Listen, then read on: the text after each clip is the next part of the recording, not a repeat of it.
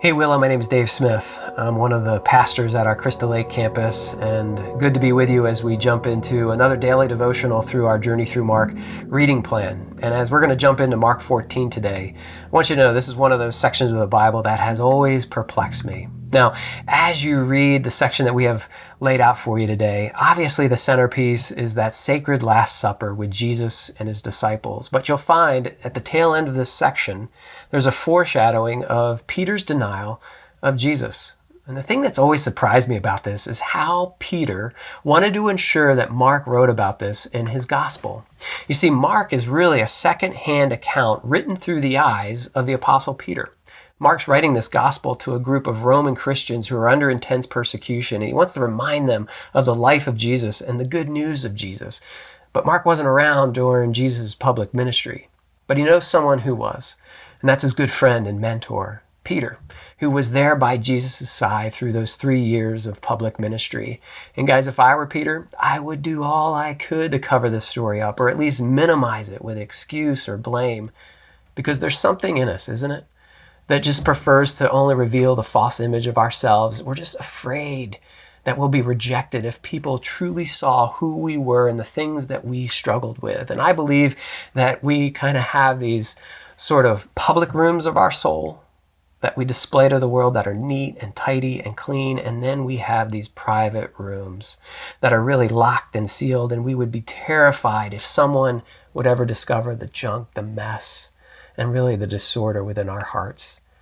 But for Peter, he exposes his true and honest self to us in this chapter, because in this first section, he not only reveals his pride and his lack of self-awareness, but at the end of this chapter, he also shows us his complete failure to stand by Jesus' side. And guys, I don't know about you, but I am drawn to this kind of honesty and authenticity. I love when leaders and churches are transparent about their shortcomings, yet equally secure in God's continued love and acceptance of them, surrendered to his ongoing refinement of their shortcomings as well. And so I think through the eyes of Peter, Mark is making an invitation to us, for us all to just embrace our failure, to embrace our inadequacy, to see ourselves as sinners saved by grace, because when we do, I think we get to experience God's unconditional love and his grace at just a deeper level. And so, Willow, as you engage in today's reading, I want to encourage you, use your imagination. As you read through those first 31 verses, imagine yourself to be the most sinister character in each section. I encourage you, place yourself in the shoes of the chief priests. Relate to that act of betrayal from Judas and see yourself with the same self-righteousness and pride as Peter. And as you read through that first section with that perspective, be reminded of this. Jesus saw their hearts, yet his love for them was unshaken. His path to the cross was not deterred. And Jesus sees who we fully are as well.